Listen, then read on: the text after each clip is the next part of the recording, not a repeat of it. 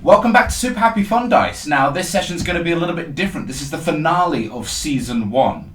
Now, as you'll see, there's only two of us today. My name is Craig. I'll be the DM today. I'm Blake. I'm playing Cyreus, the fish man. The fish man. Who has the best voice that I'm not allowed to do. But You give them an example. okay, so well, you put it on the spot now, but it's fine. I'll just do it anyway. You just kind of do this with your finger, don't you? And you're just like, I'm Cyreus, the fish man. Oh, that's just the fish. And that's why I don't let him do it. That's right. Apparently, it doesn't come out well in the audio. So.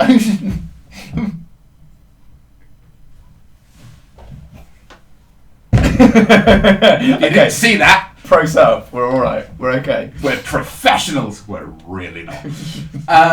Okay, so this session will be only with the character Cyreus, and this is quite a big day for you, isn't it? You've got your own plan. Yeah, I've got like a solo mission that I'm taking on today. So yeah, I'm quite excited, really. Not something I'd originally intended, but Me neither. Yeah, Blake was just thinking, you know what? I'm doing this, and Here we are. okay. That's the magic of D&D.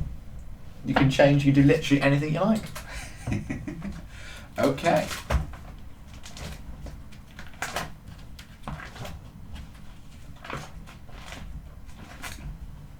Here we go. Craig find his place, and then we'll get going. Let us begin. The slightly golden rays of the moon lure bathed the night in flashes of hazy yellow. The cobbles almost seemed to shine under the feet, and the air had an almost kind of stillness to it. The streets were empty, almost as though the city itself waited with bated breath. A figure walked with purpose. What is your purpose? Do you intend to sneak or stealth your way in through layers of dangerous thief territory, or will you seek out Razlan or another thief and ask a likely pricey request? First things first. Okay, so I'm there. I've just got like my kind of piratey sort of jacket and my shorts. The first thing I would like to do. All you're wearing? I mean, assume you've got your spear and staff. I've got all my gear. I mean, the first thing I'd like to do. Do I know of any armourers in the area that they can make armour? You know of a few smithies in the area that you have heard that Lauren would go to from time to time, but you've never been in there yourself. Okay, so how easy would it be for me to find one? Very easy. There's one down on the high street. Okay, wonderful. And it's sort of what, like sort of 1, 2 in the morning? It is quite late at night because Quite late at night. this is the evening of the previous episode. So it is still that. It has yet to reach midnight, but it is approaching midnight. Okay, wonderful. So if I head down to the armourer on the corner, it's all quiet and silent. There's no one about, is there? No. Okay, so I'm going to roll a perception check to see, like having a quick look through like maybe the window, or to sort of see what the situation is. So I'm going to roll a quick perception check. First roll of the game. It's going to dictate how well it goes. Well, that's a fucking brilliant start. That's a 6. And there it is, indicative of what likely this entire session is going to be. With a 6, it is too dark to see much of the interior. I'm afraid you're not really going to get much information with that. The most you can see is some armors and leather working, which is currently still on that is currently in the actual shop window. You can't see much past them, I'm afraid. What's the window situation like? Do they come up, or do they go in, or is it just like plate glass?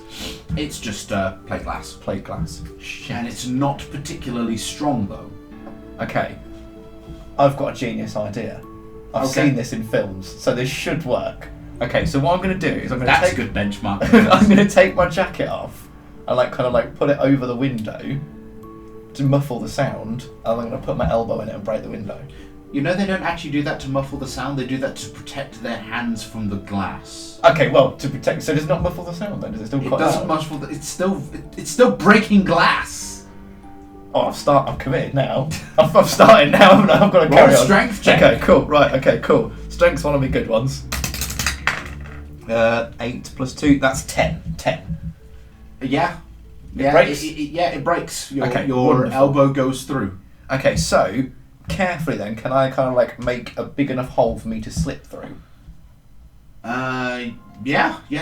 Roll a dexterity saving throw, Okay, because this will depend on dexterity. whether or not you actually get cut on the glass on the way in. Okay. Dexterity. Here we go. That's a 9, 1. That's a 10. As you're going through, you cut your hip a bit. You take 2 points of damage. Okay, that's fine. I'm on 33. That's not a great start, but we'll get there. Okay, so I'm in. Okay, now I'm inside. I'm going to have a quick listen to see if there's anyone that's heard me come in. So can I do another perception? Do a perception. Yeah. Fuck me. 4.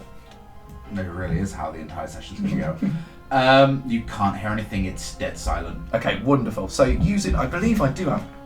Okay, lovely. So I've got dark vision. So I'm on the inside. So I'll tell you what the kind of thing I'm looking for, and you can tell me how long potentially it would take me to find it. Okay, so what I'm looking for is a helmet, kind of one that kind of goes like on my head, obviously, and kind of comes down. It kind of, you know, the Gladiator, like Russell Crowe movie. Interesting. You know, like with the bits here and then the light holes, like a Skeletor almost, sort of thing like that. I'm looking for that, and I'm looking for like, it's not like a whole breastplate, it's like not a whole chest plate. It's just like the breastplate bit for here, so it's still quite light and quite fast. Okay. And ideally, I'm looking for them in something quite durable, but quite sort of like I've got quite a lot of manoeuvrability. So like maybe a leather.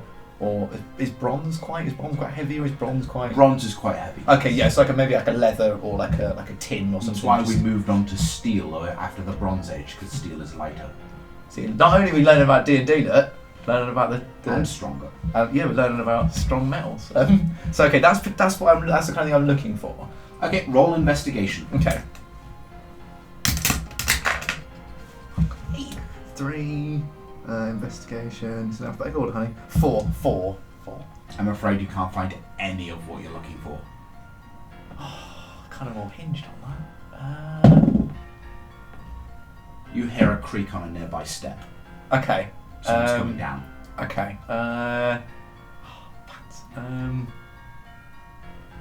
Right. I'm just going to have to grab what I can then, aren't I? Okay, I just grab the nearest thing that looks like it's going to fit me.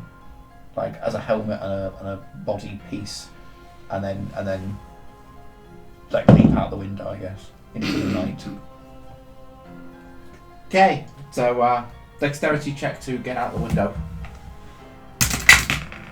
7, 8. I'm going to swap dice, I think. I am using a D20. I was worried I was using like a D10 for a minute there because I literally hadn't got over a 9, but I'm going to swap dice. So that's what I'm going to do. I rolled to see how well your luck in general in terms of what you picked. Okay. Rolled a 1. Oh, for fuck. I'm afraid you grab some nice looking leather armour, but upon closer inspection, when you get out, cutting your thigh on the way out, by the way, you take 3 points of damage. So I'm on 30, but that's fine. You notice that unfortunately this leather seems to have been there specifically in that shop to be repaired. It's damaged leather. Okay, cool. So does that give me any bump? Wearable, it would only give you an extra 2 AC. That's wonderful. It puts me on a 16 though, so it's not bad. So I'll put down, what I'll do is I'll write down the bottom here like temporary AC, because I'm not intending on wearing this forever. So temporary AC, 16. Okay, so that's not too bad. Okay, so... But you've got nothing to cover your head. Okay. Now, if I was to do, like, say if I was to slip down an alley, so I got away, and I've got a bit of distance on the shop, so I'm not going to get discovered. Roll dexterity and stealth. Oh, that's better. So dexterity first, that's a 17.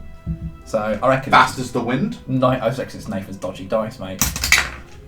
15, 16. So that's a 16 on my stealth. Nobody saw you. Okay, wonderful. So would it be a survival check just to quickly, to like fix it, so to speak, to like make it a bit better quality? You want to try... you have no... Your character has no history of leatherwork. That's and it's true. not something that you ever need to do. That's so true. You would be rolling with disadvantage. And it would be a it would be... Yes, I would probably say a survival check. Okay, well, I'll give it a swing. See what I can do with it. Before you do that, what about the actual capability to do so at all? How are you fixing it? What materials do you have to fix it with? Oh, yeah, good point. Because you can roll a natural 20, but if it's impossible to do... Oh, and I've got mending as a cantrip. So do you want to look at the specifics of mending and see? No, I know the specifics of mending. I'm just trying to figure out if this particular item is too damaged for even mending to be able to handle. Because, if you tear out the pages of a book, mending won't be able to restore those pages. You have to put those pages back together. So you'd need, say, a rip, you'd need the space. You need the pieces to put it back. Okay, It can't create something out of nothing. It simply puts things back together. Okay, righto. Let's see how lucky you are. Oh, no, with an 18, yes. I would say your luck in this is quite good. It has a massive tear and a gash there as though a sword got ripped through it. But, so that would make it, the front part of it, almost entirely fucking useless to you. But you were able to amend that, and you have restored it to hit the AC to give you a +3 rather than a +2. Wonderful, so I'm on temporary AC of 17. That's brilliant. But I didn't get a helmet, did I? Which is a trouble. Should I think I'm going to get around that? Okay, well, the next thing I always do, in the alleyway, I'm going to use my ink ability. So I'm basically going to use my ink to cover my bioluminescence with ink. So I'm you can't see my glowy bits. If that makes sense. Interesting. Okay. No roll for that. I'll allow you. Okay, actually, cool. I would probably be. No. I'll just let you do that. Wonderful. So, okay, once I've covered my entire body, do I have enough left on the front of the lever to draw like a whirlpool-y sort of shape, with my finger? I'll allow it. Okay, awesome, cool. So now I just need something for my head, and then I'm set. No idea where it's going with this, but it is all going to make sense. It is all going to make sense. Okay. Okay. So, I'm just wondering if it's worth trying a different armourers to try and get hold of a helmet section, because I'm always trying to put together like Tony Stark battle armour is the idea. So when I go into combat, I'm a bit more versatile. Okay. So I'm just wondering if it's worth, and I also kind of need it for a secondary purpose that's going to come up later. That's if it does come up later. Okay. So I am going to have to perform another break-in, I'm afraid, Craig. I'm just going around going wild. I'm just going nuts. So I'm going to have to find a different. What is it you're looking for now? Okay, I'm looking for a different armourers, and I'm just looking specifically just for one that does helmets. I'm just looking for a helmet now. Roll investigation. Okay, so 5. I'm afraid you can't find one. Okay, I think I was going to get cracking and then just nick one a bit later on. Might be a good idea, because we could be at this all night, couldn't we? Really, let's be honest. Okay, so. My next idea. Okay, so I'm out on my own. That's about as far as I got was getting a helmet and a jerkin, so to speak. Now I'm a bit from what I can remember, Meridian Task at the moment, he is a guest of Sect. He's an asylum seeker, going under the name of Nolan Tusk, I believe. That's what I learned last time. Okay, cool. So that's the important section. So if I roll a history. Can I see if I can remember specifically where Sect's kind of area of operations is? No, because the only thing that you have ever been told is that Sect owns the entire northern quarter. So it's literally the entire northern quarter. Okay, cool. So it's basically just all around me, essentially. Yes. Okay, lovely. You find the nearest manhole, you go down, and you're basically in his territory. Oh yes, of course, because he's down in the. All of them are down in most of their bases. Pretty much all of the Thief Lords have an entire underground network. But while most of them have do a lot of their business above ground, Sect stays below ground. Always, nobody sees him. But to get to this Meridian Task fella, I'm going to have to basically get to Sect, aren't I? Essentially. At the very least, you will need to. There are many ways. You could try and sneak your way in. You could try and fight your way in, or you could ask for an audience and a favor or things like that. You could try and use what pull that you've got from the actions and deeds that you've done, or offer something or something like that. There's many different ways. The question is, how do you think that you want to go about this? Okay, so I am going to go to the alleyway where the chap whose name I forgot, Razlan. Where Razlan. Yeah, Razlan hangs out. Is that the big end, did you say? Bleak End. Oh, Bleak End. It's in Rose Hill. Okay, so I'm going to chip my way over there. At the top of the road, or close, or whatever it is, before I get there, I'm just going to slip the leather jerkin off I just put my normal coat back on and kind of stash it nearby so he doesn't see that I've got it, basically. Okay. Okay, so I'm going to head over to him and sort of like, I'm going to kind of roll to see if I spot him. No need, he's just waiting there. He's always quite visible. He's leaning against a lamppost, wearing his usual coat and wide hat, trying to obviously make himself look taller, which he can't do. He's a gnome.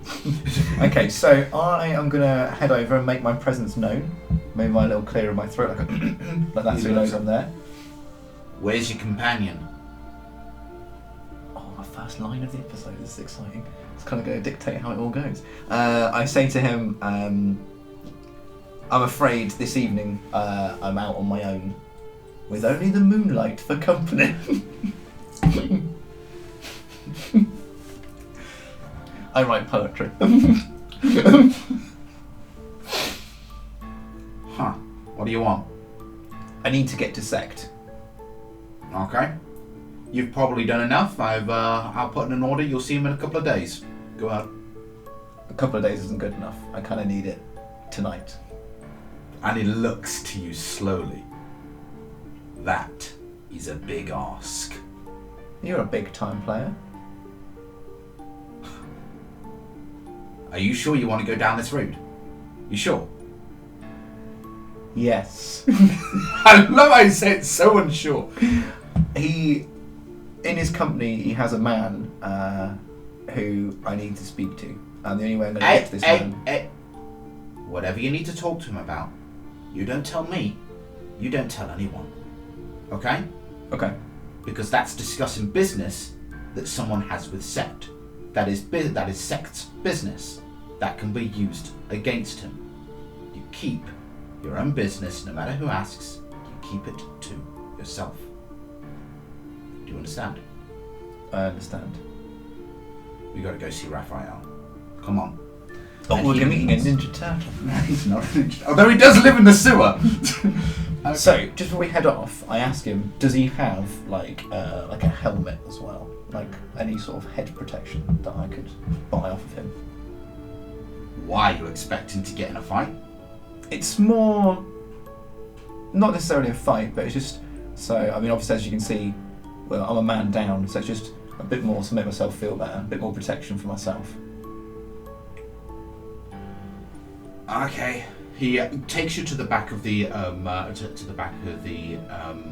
the alleyway. It looks like a normal alleyway. There's a bit of a desk nearby with a couple of papers on it, a couple of boxes here and there. He walks over to one of the walls, pushes on a stone, and a part of it pulls out, and he starts pulling out hidden drawers full of crap. Awesome. He's like Fagin. He starts pulling out other things, and he goes, yeah, and he throws you a guard's helmet that actually covers the eyes a little bit. Awesome. Okay, that's exactly what I needed. So I'm going to pop that on. Yeah. Are you after... he looks at you, and he looks at the fact that he can see the oil on your skin, and he's like, are you trying to hide yourself? You're like one of the only fish people in town. They're going to know who you are. In a manner of speaking. I'm trying to hide myself in a manner of speaking. I know that they know there's going to be a fish guy, but one fish guy's come to shore. Who says there couldn't be more? He rolls his eyes and pulls out a hooded cloak and throws it at you. Put that on, you dumbass. Okay, so I'm going to put that on too. Okay. So he then takes you to the back, opens up a manhole, and then starts climbing down. Watch your step. And he climbs down and waits for you at the bottom. Okay, so I am going to, using my dark vision, just have a cursory look down, make sure it's not a trap. Satisfied it's not, I'm going to shimmy my way down. That's not a problem. Not a trap, he's just waiting there in the gloom. Okay. Okay, so you've climbed down? Mm-hmm. Yes. Okay. Yes. You are on one of the walkways because, as I've described before, the sewers are wide enough. They have walkways on either side, sometimes bridges over, and the water passes between. So you are on walkways. This particular area is actually decently lit. There's lanterns along the walls that actually seem to be currently powered. Now, you've entered this area. The smell is unfortunately quite bad, but Razlan doesn't seem to notice. He climbs back up slightly, puts the manhole back on, and he starts leading you. He As he's walking along, a couple of other thieves walk up, but he just waves them away. He doesn't seem like you need to pass as long as you're with him. Mm-hmm. Okay, right then. So he leads. As you walk along, you start hearing sounds. You hear the sound of voices. He leads you. As you're walking along, there's a pathway to the left. He leads you down this corridor up to this door. Opens it up and walks inside. Suddenly, you're inside a room that doesn't look like it's part of the sewers at all. It just looks like a place with some decent food and a place to wash up. Mm. He walks over, he washes his hands, washes his face and all that, looks over and just goes, we just took a walk through, went through the walkway. Clean yourself up first. No sense in everyone getting sick. Okay. It seems they actually have hygiene down here despite it being a sewer. Okay, so I am just going to, using a little bit of water, just wash kind of like my hands, but avoiding kind of taking the ink off of the luminescence. So, Okay. Once you're done, he leads you to a door at the far end of the room. Opening that up, you walk down a corridor that then opens up onto an entire walkway that is filled with people. Okay. We are talking that there are 60 people inside here, and they're all going their different ways. They're going through different walkways. They're walking by. Most of them are in some kind of bardic gear of like leathers and things of the like. A lot of them are wearing thief outfits, and almost every single one of them is armed. Roll perception. Okay. 11.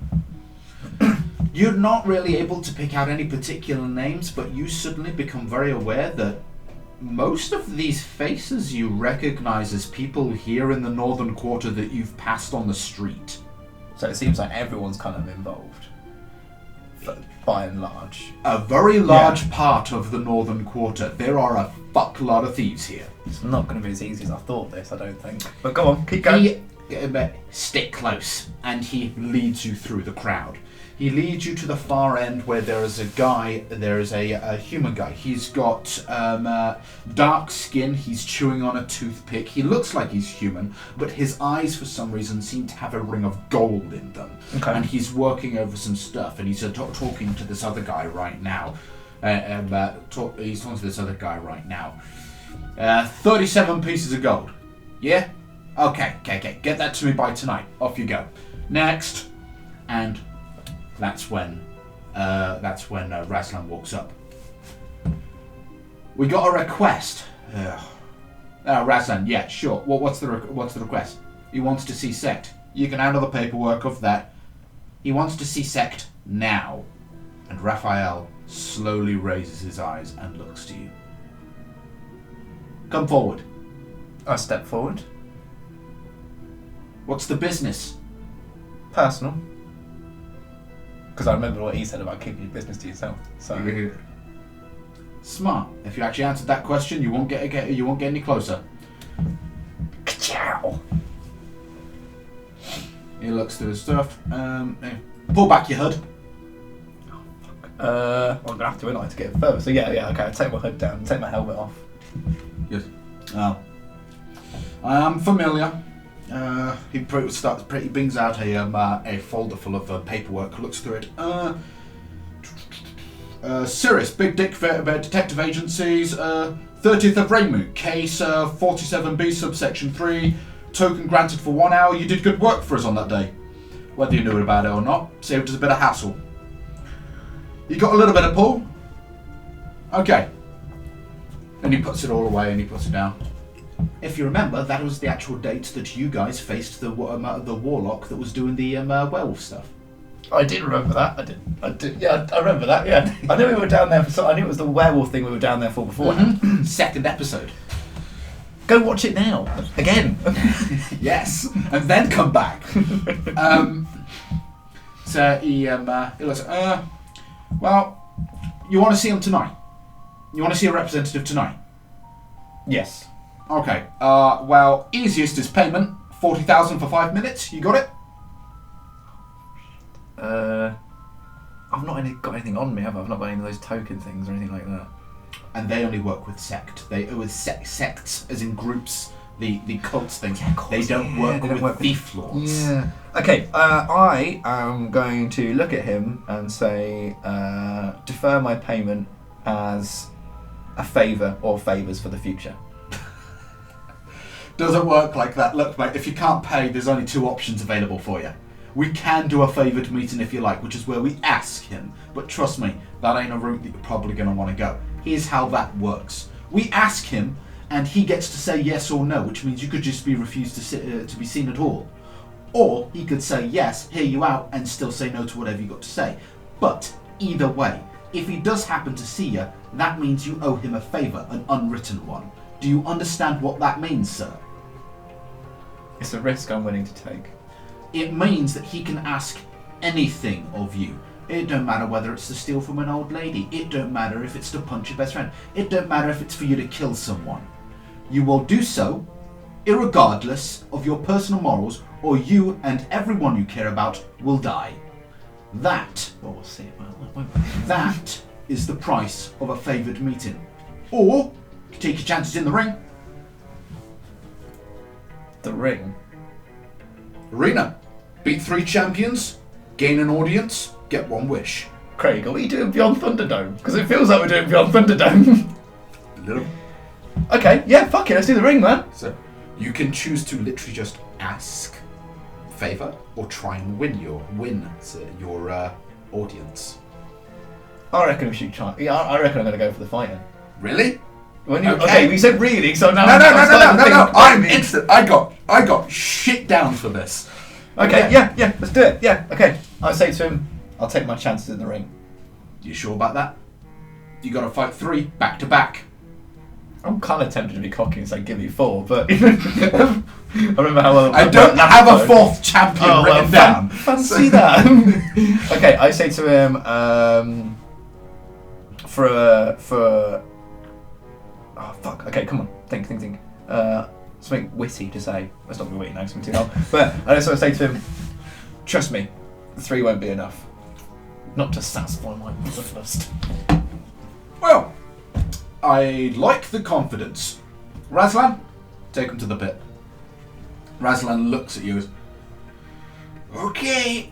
I did. Now, just remember, whatever happens, I did ask for this. So Yes, he could have just said, I would like to go for the favoured one, and he would find out by roll of the dice if he would even be seen.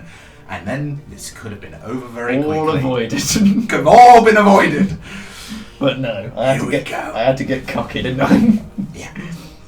So Razlan leads you through a different door, and he basically starts leading you through a convoluted maze. But it's very interesting because there is usually in the past when you've been in the sewers and all that, there haven't been very many around and all that, and you haven't seen a lot of thieves. You've only known a couple here and there.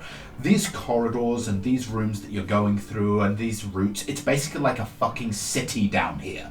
They are packed. We are talking, it feels like half of the northern quarter is in here, awake down here right now, just doing whatever they're doing. And he leads you downstairs, and he leads you down another set of stairs, and further and further and further.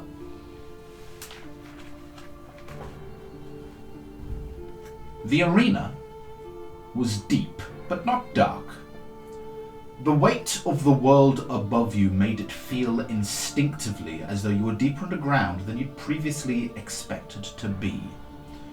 The interior was surrounded with iron bars that ended with spikes, and the exterior had walls that rose high and pews of benches on either side for the roaring of a bloodthirsty crowd. The interior of the rings looks to be sand beneath the feet, but it's compacted enough that it's very easy to walk on. You enter into an area which seems to be an area to get ready, and you can see out into the arena, and there seems to be well over 100 people inside the pews looking down, including an announcer at the top. Now, this seems to be in one of those underground sewer chambers that are designed to collect large amounts of water before draining out. But it looks like this one has no longer been used for a very long time. Okay. So the everything around you echoes quite loudly. Razlan points to the gear and stuff that you can borrow and use, which is an array of different weapons and even armors and things of the like. And he says, just so you know, these are battles to the death. You either need... Well, there have been a few times where incapacitate an opponent, but they're going to be trying to kill you. Okay, that's fine. Other than that, and no causing harm to the to those watchers, to the audience. But other than that, there's no rules. Use what magic you need, use what powers you need, use what weapons you need. Whatever you got, use them, and use them to live. And he looks you up and down. Nice knowing you. I'll send a Laura my regards. And then he walks out, obviously with little faith.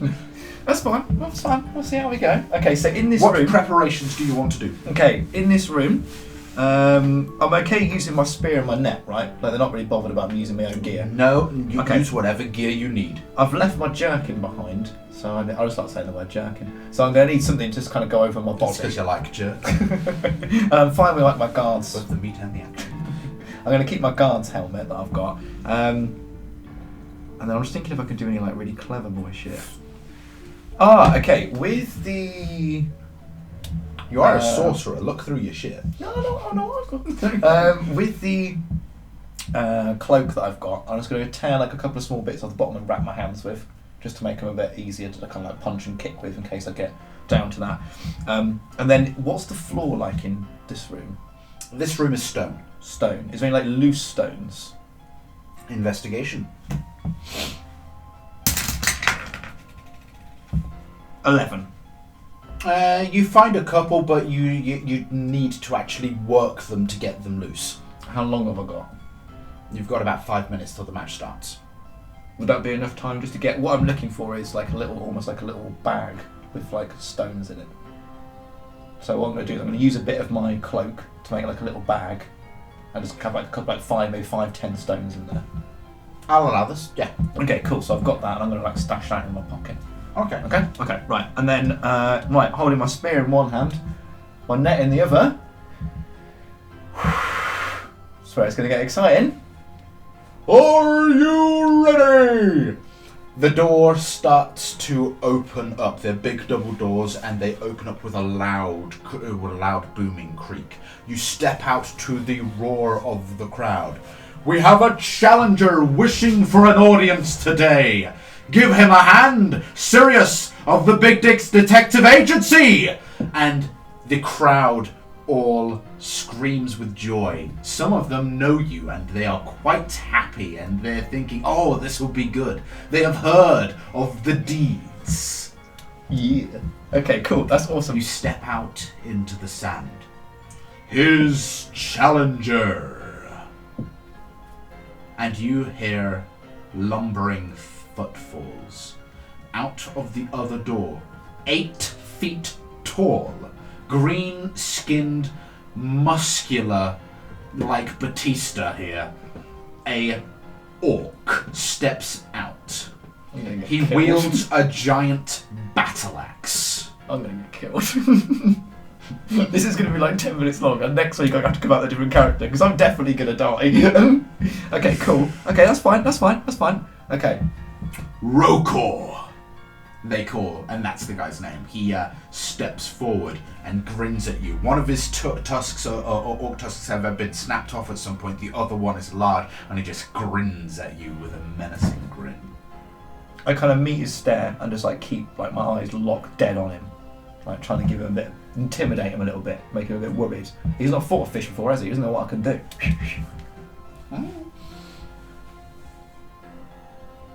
May the battle begin. No, considering it is only 1v1, no need to roll initiative. I will allow you to make the first move. Okay, so how far away is this Rokor geezer? He is about 60 feet from you. Okay, now my thinking is, because he's the first one, they're only going to get bigger and meaner, right? Maybe. So I don't want to use too much of my stuff, but then at the same time, if I don't use my stuff, I'm basically going to die. So, I'm not going to lie, I have purposely made every single one of these challenging. See, challenging, but not impossible. Oh, So no, that's certainly good. not impossible. Okay, so... Of course, if the dice rolls don't favour you, we're kind of... Yeah, we're kind of... This could be the death of his character! But I we'll hope see. not. We'll see how we go. So I'm just going to get a couple of my spells up, so I know what I'm working with. So I've got Water Walk, Sleet Storm, and Clairvoyance. I know what Shatter does, and Disguise Self, and Fog Cloud. Look, you forgot. Oh fuck yeah! Brilliant. So there I am. Figurines! Okay, so Got a little line here. He's Although he's not 60 needed. he's 60 feet away. Yes, he is. What's my movement speed? 30, I believe. It's only 20 actually. Oh. I'm a slow fish man. Okay, now he's an orc, right? Yes, he is. So he's going to have like a high strength, right? Yeah. So if I can get my net over him, You can usually throw items upwards of 30 feet. If you can actually throw almost any distance, but well, it's actually up to 120 feet. But past 30 feet, you take disadvantage for the throw. that's fine. I just need to draw him in towards me, really. That's all I really need to do. Okay, so what have I got? What have I got? I am going to use. Okay, so what? I'm just going to double check what. Okay, so this spell has a range of 120 feet. He's within range. So I'm going to cast the spell Chill Touch. Oh. So you create a ghostly skeletal hand in the space of a creature within range. Then I've got to make a ranged spell attack against the creature to assail it with the Chill of the Grave. What does it do? So on a hit, the target takes 1d8 necrotic damage, and it can't regain hit points until the start of your next turn. Until then, the hand clings to the target. Okay. Roll to hit. Spell damage increases 1d8 when you reach. It's a ranged spell attack, so you roll to hit. Oh, hang on. The spell's damage increases by 1d8 when you reach 5th level. So, because I'm level... You're 7. You're 7. level 7. Oh, okay, sweet. So, because I'm level 7, does that mean I do 2d8? Yeah, ranged spell attack. Ranged So spell what- attack, so roll to hit first. So, what do you need from me? So, roll to hit. Do I add anything to that? It's your modifier. So what's your Spell attack bonus? Yeah, spell attack. Okay, so that comes out at 24, Craig. I do believe that hits Yeah. quite nastily. Okay, so you have hit. Okay, wonderful. And roll your damage. So it's 2d8, you say? Mm-hmm. Yep, lovely. So let me just find. Do remember to myself a D8. sometimes call your attacks specifically of where you're hitting and things of the like. Because if you do natural 20, good things happen. Remember. That's a good point, actually. I keep forgetting to do that. Yes. Just remind me. Homebrew rules. Okay, so 2d8 necrotic damage coming right up. That's 4 damage. 4 damage plus your spell modifier. So what do you use to cast spells? I use charisma. So what's your charisma? So my charisma is +3, so he's 7. Yes, 7 damage. Okay, 7 damage. So wonderful. he takes 7 damage. And then, being as I've not moved, can I ready myself to leap out of the way if he comes barreling at me? You can ready a reaction, yes, which will allow you to, during his turn, reactions are taken during your opponent's turn. So when he attacks you, you will be able to use this readied reaction to do a dexterity saving throw to dodge it. Okay, wonderful. Fantastic. Just what I'm looking for. Okay, cool. I'm well aware that might not be entirely accurate. I don't care. We don't care. I'm fighting a big orc fella. Give me a chance. Fuck me. Okay, so yeah, I've leveled him with that, and then I'm gonna, like I say, I'm gonna ready myself a reaction, and then await the first blow from the orc, I suppose.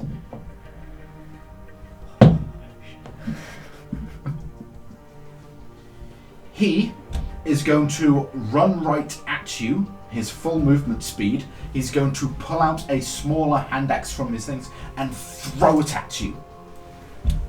He rolled a natural 20. Oh fuck. So he's hitting and he's doing double damage. Well, I could be dead like here then.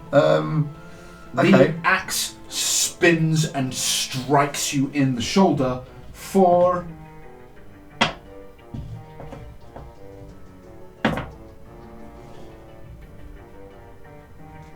6 damage. 6. Okay, that's not too bad. I can deal with that. So I'm on 24. Okay, that's fine.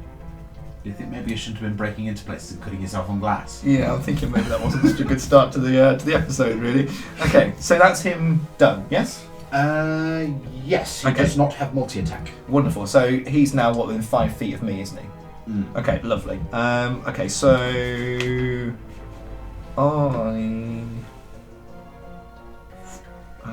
Sorry, no, he ran his full movement speed 30 up to you. He was 60 feet away. He is now within 30 feet. Oh, he's in 30 feet. Okay, wonderful. This was a hand axe that he threw. I misunderstood. So he's 30 feet away. Okay, so I can move 20 feet. So do I gamble it all and get him in my net and then just like poking him to death? Or do I try some like clever bollocks? But if I try clever bollocks now, you're going to know what my clever bollocks is for later. So I'm going to move. Throwing it from 30 feet is the same as throwing it from 10 feet in terms of rolling the dice, right? So getting within 10 feet isn't going to give me a better chance, is basically what I'm asking. Okay, lovely. Exactly the same. Okay, so from where I'm standing, I would like to pull out my net and throw my net at him. Ranged attack. Okay, so what do you need from me? Dexterity? Roll a standard d20 with your dexterity modifier. Okay, come on. You just got to beat his AC in wrapping around him. Go for it. 14. Got it. The net wraps around him, and the crowd is like, ooh, right now. And let's see if his strength check can beat it. He fails. He falls to the ground with it stuck there, and as your net automatically does, it suddenly lights up with electricity and deals 2d4 of damage. Okay, you big orky prick. 2d4. No, I know what they 2d4. Are. They're triangles, aren't they? So that's 4 damage.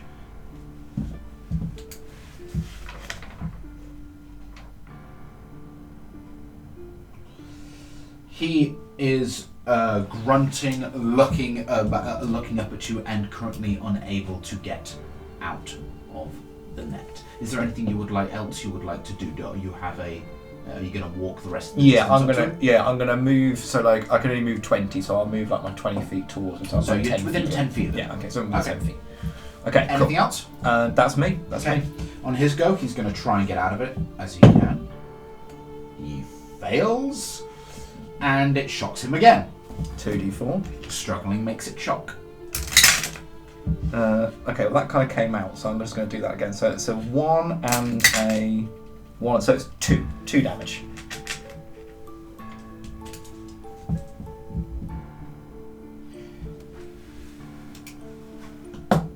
There ain't nothing he can do. He's trapped. He's actually paralysed underneath the net right now, and he's also already bloodied. Okay, cool. So I'm gonna kind of with like a cocky saunter, just sort of like walk the last sort of 10 feet or so, and with my spear, I'm gonna basically aim to put it straight through his throat, like just end the fight there and then. What is your alignment? Chaotic good. This is what I was asking you before we started, because I feel over the course of this session, some things might fundamentally change here. You might be going a little bit more neutral, yeah, more true neutral.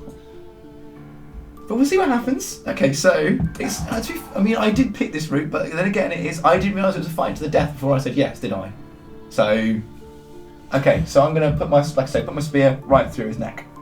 He is paralysed. He is prone. You get advantage. Roll to hit.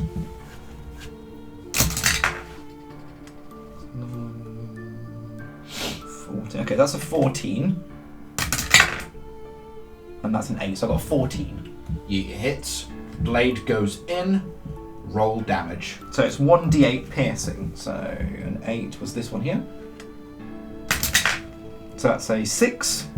And then I get to do a 1d4 of chromatic. So I'm going to use...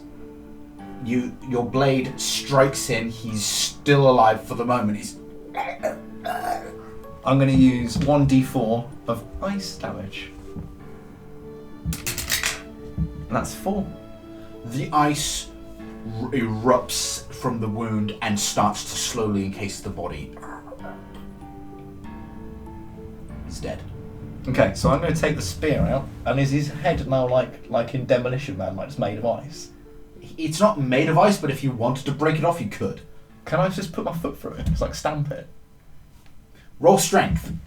I'm gonna like a right tit if I put this on, don't I? Yeah. Like, oh, look at him thinking he's all that. Yeah. 8, 10.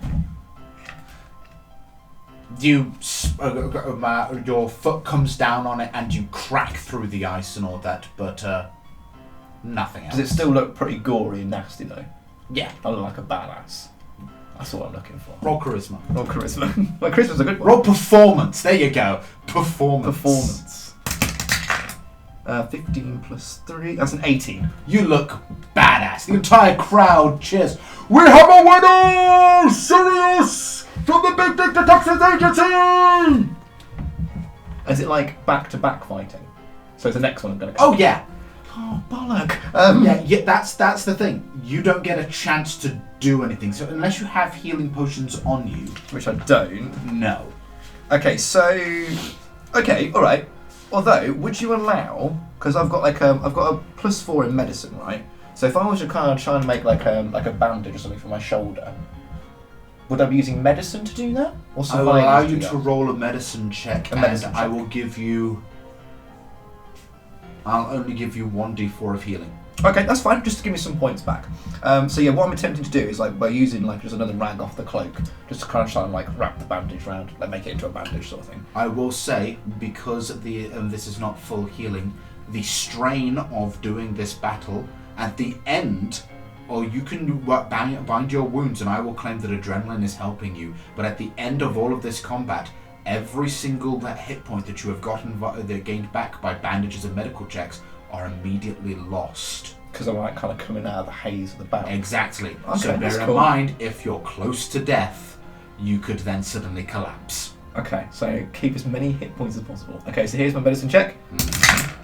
Natural 20. Okay. Fuck that. You managed to do so well on this one. But for this situation, I will allow these hit points to not be ones that you lose at the end of the match. Wonderful. So you keep these. So it's 1d4? Yeah. Okay, come on. That's a 3, so I've got 27, and that's my temporary. And then what I'll do from then on is I'll make us like a separate column of any more that I lose at the end of the match. But for the time being, I'm on 27. Okay, wonderful. Fantastic, yeah, and I'm ready for my next combatant, Craig. Let's go for it, dude. So that's one dispatched. I'm going to kind of like peel my net off him, of course, so I've got my net and everything, things like that.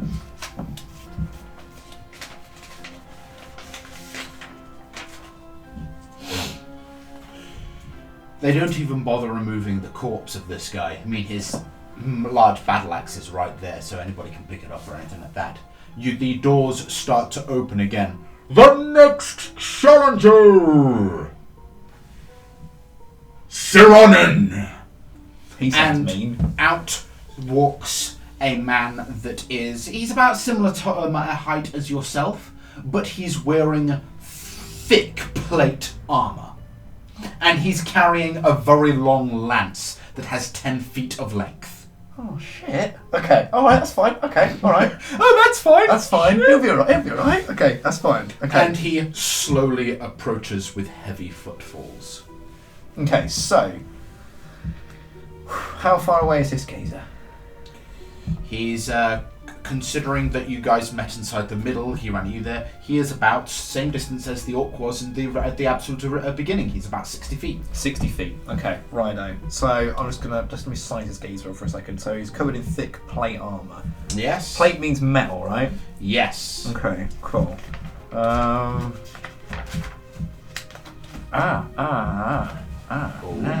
You got something creative? I think I might do, yeah. It just depends if this is going to work the way I think it's going to work. So, let's have a quick look. Just make sure. Okay, so, I know I use this one quite a lot, but I am going to use Shatter. So, a sudden loud ringing noise, painfully intense, erupts from a point of your choice within range. Each creature in a 10-foot radius sphere centered on that point must make a Constitution saving throw. A creature takes 3d8 thunder damage on a failed save, or half as much damage on a successful one. The bit that doesn't apply is obviously a creature made of inorganic materials such as stone, crystal, or metal has disadvantage, but a non-magical object that isn't being worn... Oh fuck all That carries. isn't being worn. Still though, 3d8 thunder damage is a good start. That is. It's a good start. So yeah. What's the distance? Hang on. 60 feet. Range 60 feet. There we go. No. Go for it. Okay, cool. So yeah, I'm going to cast, like I said, I'm going to cast Shatter on this guy. Gotcha. So you need to make a Constitution saving throw. So just the moment he says begin, you immediately go BAM! Bam! Yeah. Okay. Is it he does a saving throw, correct? Yeah, Constitution saving throw, Craig. Yes. What does he need to beat? Is it my spell save DC? Is that what we're looking for? 14. He misses. Well, he doesn't make it. Lovely. So now he's going to take 3d8 thunder damage. Okay. So I've got this one, and then this one. Yes, these. Pardon me, it's these two. So that's 9 so far. So 9, 12. So he takes 12 thunder damage. Oh, with your charisma modifier. So he actually takes 15 damage. And then is it still possible for me to ready a reaction as well, or is that because I've done a spell? Yes, as a bonus action you can. Okay, so I'm going to ready myself. The crack of what he did echoes throughout the entire room. The entire crowd goes silent. He clutches his ears, he clamps down, blood drools from his ears, and he screams. 1 second. One of his ears has got, you've blown the eardrum of one of his ears. So he is a little bit off balance. Not with every attack, but with some choice attacks, he will now get disadvantage. I'm good at this fighting, He is on one knee, gripping his ear, looks at you, and just starts barreling towards you. Oh, bollock. This is the bit of the fighting I don't like. He reaches within 30 feet. He takes his spear and launches it like a javelin. Okay.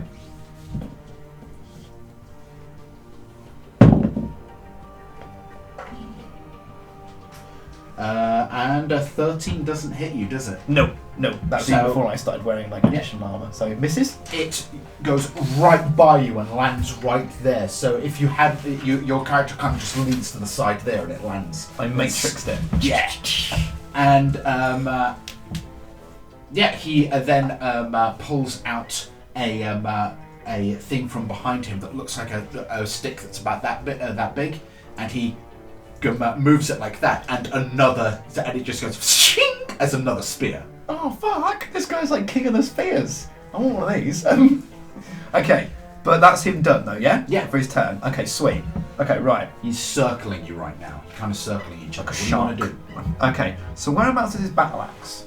The battle axe is right by the corpse of the previous one. Do you want to grab it? No, my thinking is, as we're circling, eventually he's going to become between me and the battle axe, correct? Bear in mind, you never picked up your net from the guy. That's fine.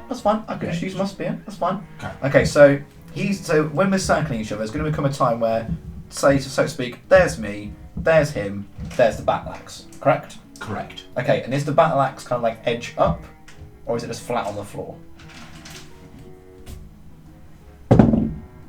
Edge up.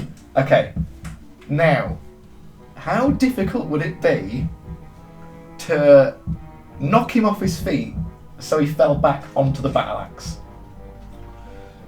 What would you need from me? What would I need to roll? Your strength would need to beat a dexterity saving throw from him.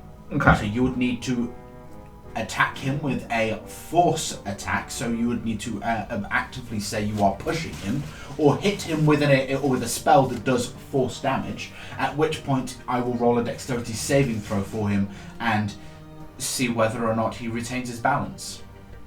Okay, so just sort of thinking of what kind of thing I've got. Mending my illusion, shield touch, message, fog clamps, curse of shadow. Not using the spell in this fight because I'm going to probably need them for my third one.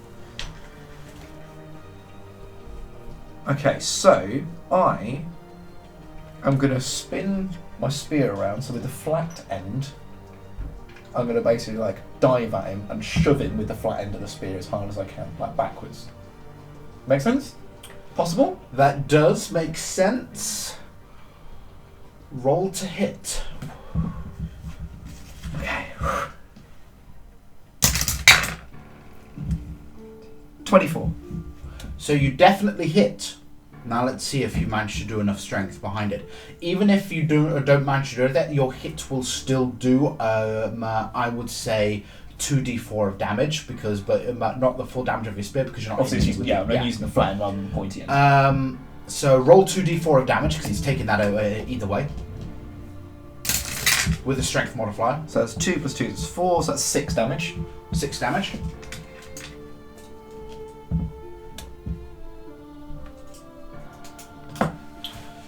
Now roll strength. It's like just a straight strength. Straight strength. Not a saving throw? Nope. He's rolling the saving throw because he's the one that needs saving for the attack. Balls, because I got like plus You 5. just got to beat his. Oh, fuck. 4. Nope. He takes 2 steps back, and you notice that your attack was enough to dent in on his armor, and he's gripping his chest. So he's hurt, but he didn't fall over. Okay, that's fine. I guess that's all right then. Whereabouts is the javelin? Just kind of see it out the corner of my eye, sort of thing. The thing you threw. It is about 10 feet from both of you off to the side because you've kind of circled each other. Okay, wonderful. I know. Okay, cool. Yeah. Right. Yeah. Okay. I guess that's me, then. Isn't it? That's my. Yeah. Okay. He is going to basically go for you, and he's going to flash his javelin at you.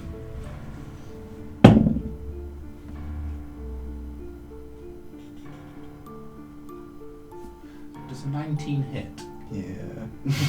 Yeah, it does. I'm afraid to say it does.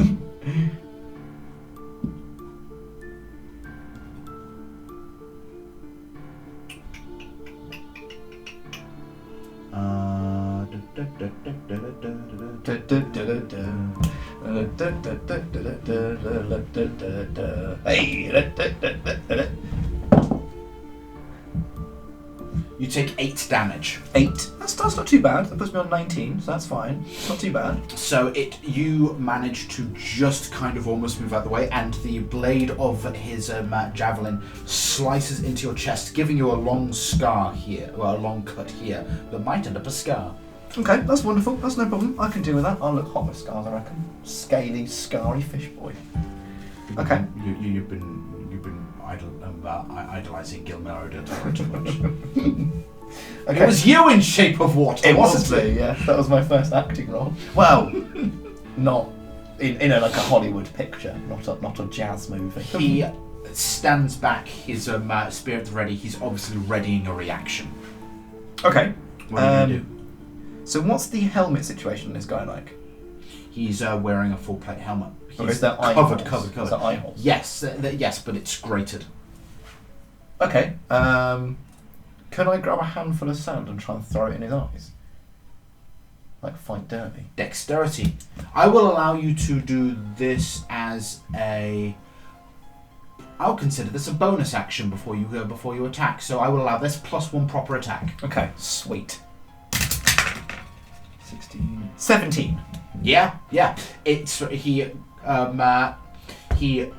It hits his visor, and he kind of steps back, and his eyes close. He actually loses his reaction because of that, which is good for you, because his reaction was the ability to parry your next attack. That was what I was thinking. Please continue. Okay, and then I'm not messing around with fancy tricks now. On the the dented bit of his armour, I'm just going to try and put my spear like right through it. Like I'm just going to literally rear back and using the pointy end, just try and run him through as hard as I humanly can, officially can. Roll attack. I will say, usually your spear is a finesse weapon, which means it's able to usually calculate dexterity, correct?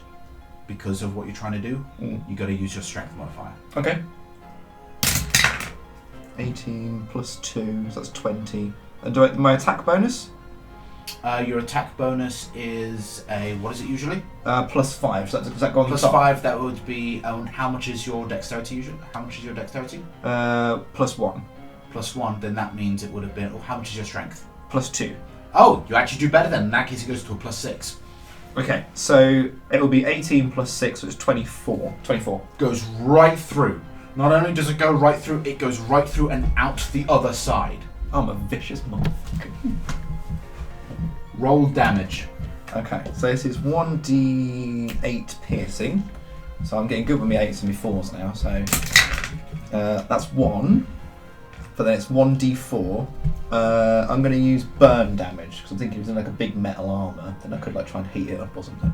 So it's 1 point of damage and then plus 4 points of burn damage. He rolled too low. The armour starts heating up, does an extra 1d4. And you keep track, so it's 5 so far, and plus this. So it's 6 damage in total. 1 piercing, 4, and then an extra thing. He screams out, lands down, grips the spear, and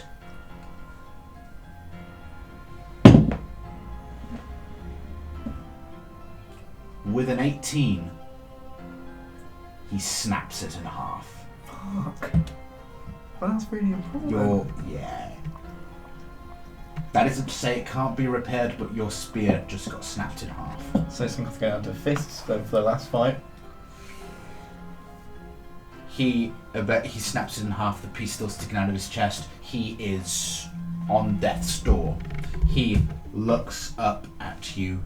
He picks up, he takes the broken end of your spear and just kind of thrusts it at you in an effort to stab it into you. To kill you with your own spear. This guy's a prick. Does a 16 hit? Well, this is what I was going to ask you. So obviously, I've got a temporary working AC of 17 with the helmet and the jerkin. I'm not wearing the jerkin that I found earlier, but I did get some chest armour from the room in the other side. It would be equivalent, so yes. So I would say you still got your 17. Okay, so which means it hits you, but it doesn't go through the armour. It was a good idea to get it. It pierces into the armour, and you can almost feel it ever so slightly like a tickle. chest. Yeah. And then roll another d4 because he's still burning in his armour. 1. That's all it took. He collapses, blood drooling out. Okay, so you have a few moments to gather any weapon nearby. You can see you've got his kind of spears. You've got your net that you can retrieve from the ice, but you got to break the ice first. So that'll be a strength check because you're covered in ice while he was still covered in the. Okay, so what I'm going to do, or you could try and get the parts of your spear out of him and hope they still work, and use them as a much shorter stabbing thing. Okay, so is the weapon that he's using, do you have to do it two-handed? It is with one-handed. It becomes disadvantage, I believe. No, it just becomes weaker. Okay, so if I pull my spear, like the pointy half, from his body, can I have that in one hand and then like one of his in the other and like dual wield almost? I will allow you. Fucking awesome. Okay, so I'm going to dual wield. Okay. Do you get multi-attack? Only in water, I'm afraid. But I'm just thinking it'd be good to just get any piece that I can get hold of and just like... Okay. We have a winner! The crowd goes wild. It's getting tense now, isn't it? Are you going to try and fix yourself up with medical check? Oh, fuck it, I might as well try. Any points, right? Go for it. Remember, unless you get a natural 20. 17... Okay, so it's a modified 21. I will allow you to do 1d6 for that 1d6. Simply because you rolled so high. So 1d6. This is like temporary, isn't it? So that's 6. So it puts me at 25. I'll put that somewhere separate because that gets dropped off at the end, doesn't it? So yes, it does. 25 temp HP. Okay. Make a note of actually exactly how much that gave you, because then you can actually, subtract properly later on. That's a very good point. So just put a 6 somewhere. 6 HP. That's good thinking, Craig. Cool. Yeah, cool. Okay. Right. I'm ready. The final champion! The doors open up and out of the shadows, and you hear the announcer say, "Revan!" And out steps small thief wearing a hood. There's got to be some kind of trick to this.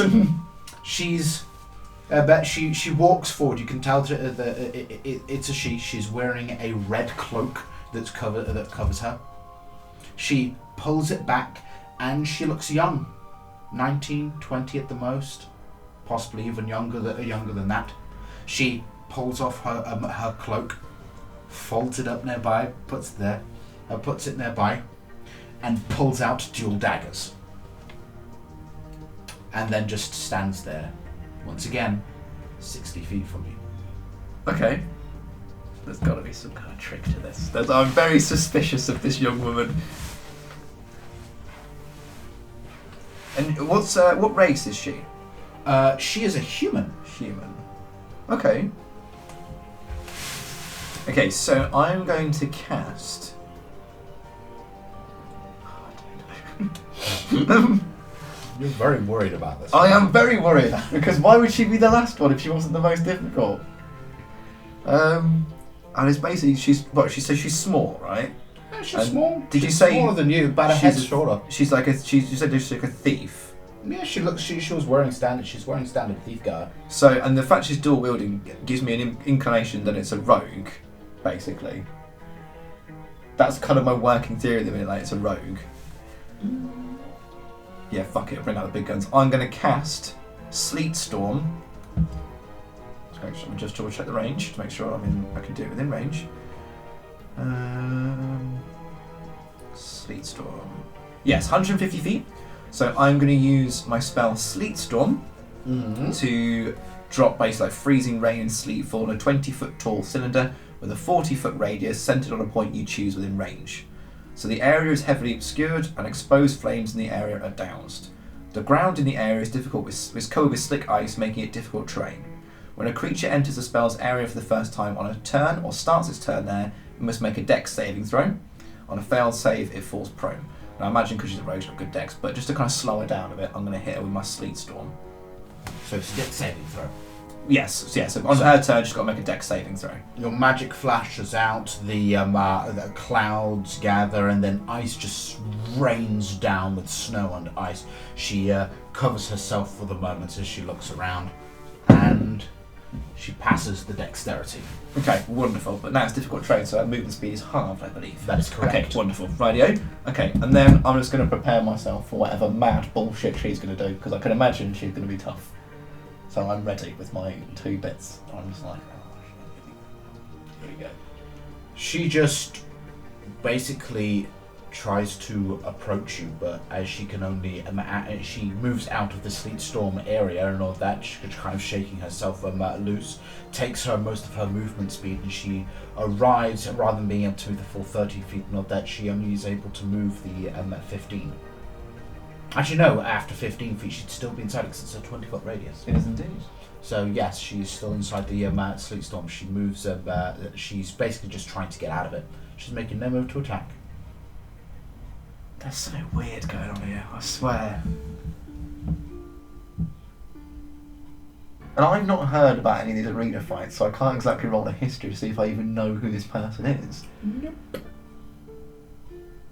Okay, let me just double check that message still works, even if, like, they are not willing to... do you know what I mean? Like, I don't have to ask them first, so message 5e. I don't think so. The target, and only the target, is... you point your finger towards a creature within range and whisper a message, target and 20 message, and you can reply and whisper that only you can hear. Okay, so I'm gonna kind of like point my finger at her and be like, state your business. You don't seem like these other fighters. Like, what's your deal, basically? Like, what you doing? Because you're kind of freaking me out. Don't tell her she's freaking me out, but basically, like, what you doing? What's your business? What are you all about? She looks up at you, narrows her eyes, and she kind of just scoffs. Oh, I have to do her in, don't I? It's fight to the death. I'm gonna have to. Okay, fine. Right, well, that was my go, wasn't it? So it'll be her go. So you're not going to move. You still have movement. No, I'm happy right now. I'm just preparing myself. Okay, her go. She moves out of the sleet storm, shakes herself the snow and the ice from her, looks over at you. You are now within 40 feet. And she moves her entire movement speed, so she's only 10 feet from you. And she just stands there. Her blades at the ready. Okay, alright. I confused and don't really know what to do. What's the crowd doing? Like, are they cheering? They're watching. Like, silently. Silently. Like, something amazing's about to happen. They're like watching with bated breath, like, watch this. Watch, this is going to be fucking good, this. Okay. Right. In that case, I don't want to attack her, like, physically, because I feel like she's got some sort of, like, mad counter-attack or ability like that. So, I'm going to move my 20 feet back, and then with the javelin, I'm going to chuck it at her. Roll to hit. Okay. And let's just see what she can do.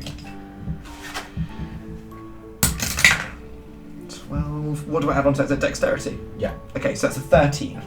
Misses. Your spear flies towards her, and she just moves back to where she was before. She crouches down and leans slightly towards you. Okay, where's the battle axe? Because I think I'm gonna need closer to her than it is to you right now. Bollock. Okay, and the net's behind her as well, isn't it? Yes, still encased in ice that you have yet to break. Okay, in that case, I am going to. This may work. It may not work. Okay, I'm going to have to do two things kind of in tandem, if that's okay. So, I want to cast Minor Illusion.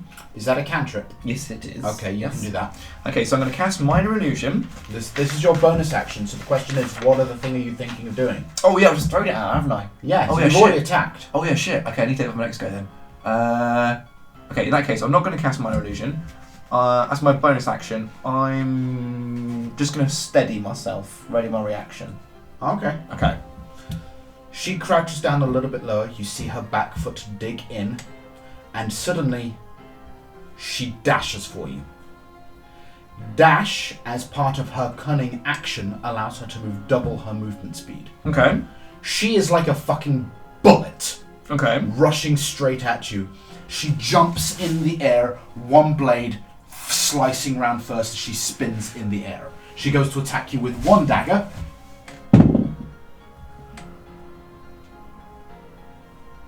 $17. So Is yeah, that it? match. So it's a match. The blade just manages to go straight through your armor, through the actual cut that had already been caused by the previous slash there by the lance guy, straight in and slices into your chest. And she turns around and goes to stab you with the next one. Okay. She has multi-attack. Okay, that's fine. That's fine. I can deal with that. Natural 20. Oh, fuck, I can't deal with that. First attack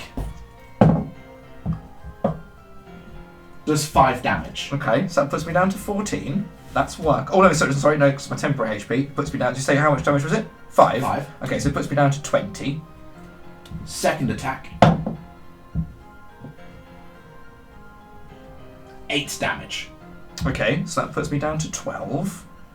And if I minus that this next one jams straight into your shoulder. The blade digs right into the bone. Okay, but we're kind of connected now, right? Yes. Like, okay, that's fine. Alright, okay, cool. I've got an idea. Okay, let me talk it through with you, see if it's going to work. So, I want to cast Minor Illusion behind her to distract her. And then when she turns to sort of see what it is, it's going to be like a noise or whatever. I basically want to, like, side of the head, spear point. You will get Through the advantage. You'll get advantage on that attack, but only if the minor illusion works. First, what is it that you're minor illusioning, and she will roll to basically not be distracted, whether or not she's distracted by it. Okay. Saving throw. What do I know about her? What was her name? Wisdom save, I believe. What was her name? Riven. Young girl, yeah? Yes. Anywhere between 18 and 20. You can't tell. Okay, the minor illusion is going to be the following. It's going to be a voice saying, "Come, come, what would your parents think of this?" Now, you got to admit, that'd distract you, wouldn't it?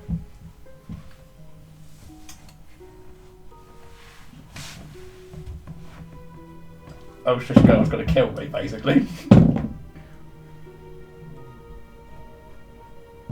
First roll was a 5, so it already worked on her. The second one was a 1. She turns and just looks at it.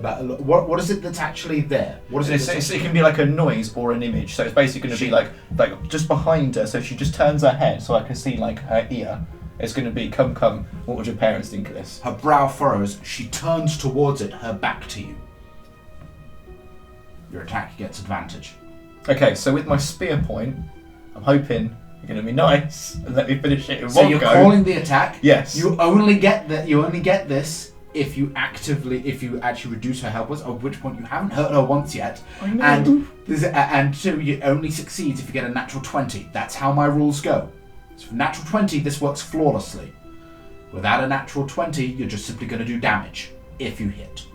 Okay, so I'm gonna get advantage on the hit. I'm gonna try and basically like put my stab like with an ice pick just in the back of the head, basically, just as hard as I can.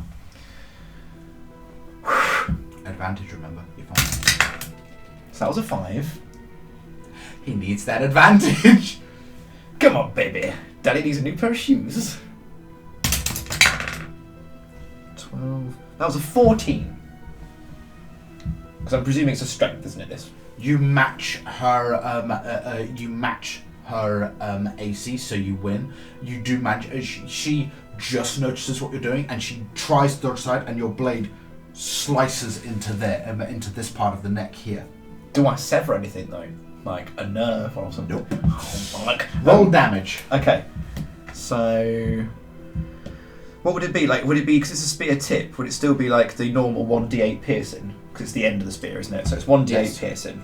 1 second, I'm going to roll something for you though. Okay. The magic in it is still working, but it's doing half damage, so whatever you roll, you'll halve it. Okay, so 1d8. Halve it and round it down, I'm afraid. So 1d8. So that's 7. Do I add on my attack bonus to that? Yes. Okay, so it's 7 plus 5, which is what? 12. So it'd be 6, correct? Because halved. Only the chromatic damage. Oh, okay. Sorry. Okay, so it's 12. Okay, and then 1d4 chromatic. I'm going to use. You know what? I feel a bit of lightning. I'm going to use I'm going to use my 1d4 chromatic, and it's going to be lightning damage. That is the saving throw on Herbs will be for her to not be paralysed. Well, I've got a little trick up my sleeve in a second as well, Craig. So that was 4. So that's 2. Now, I've never had to bust this out before, because I'll be honest with you, I don't really quite understand it.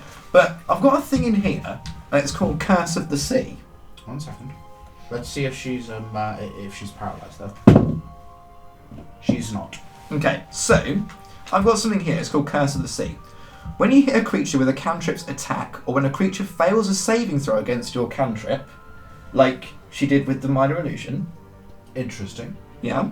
You can curse the target until the end of your next turn, or until you curse a different creature with this feature. Once per turn, when you cast a spell, you can trigger the curse if that spell deals cold or lightning damage. Oh, balls. No, it's not really going to work, is it?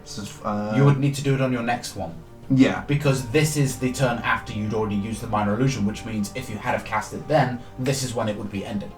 So you can't retcon what you've already done. No, that's fine. So on your next turn, if you wanted to do this, you can. Okay, sweet. And then try and once again fool her with another minor illusion. And hope she falls for it. Okay, so if I use minor illusion and then said to you, okay, I'm using Curse of the Sea, and then use something like Shatter or something in a couple of turns' time, it'd activate the curse. I believe so. Or would you allow it, because I'm on death's door, that the chromatic damage done by... I will allow the chromatic damage done by that. As long as I use... It says in here it's got to be either cold or lightning damage to the cursed target. It just says damage. It never says the source that needed for the damage. So yes, it would most certainly include your spear. Okay, sweet. So let's keep that in mind for the next turn. But that's me. Okay, that's me for the time being. Okay, cool. Okay. So...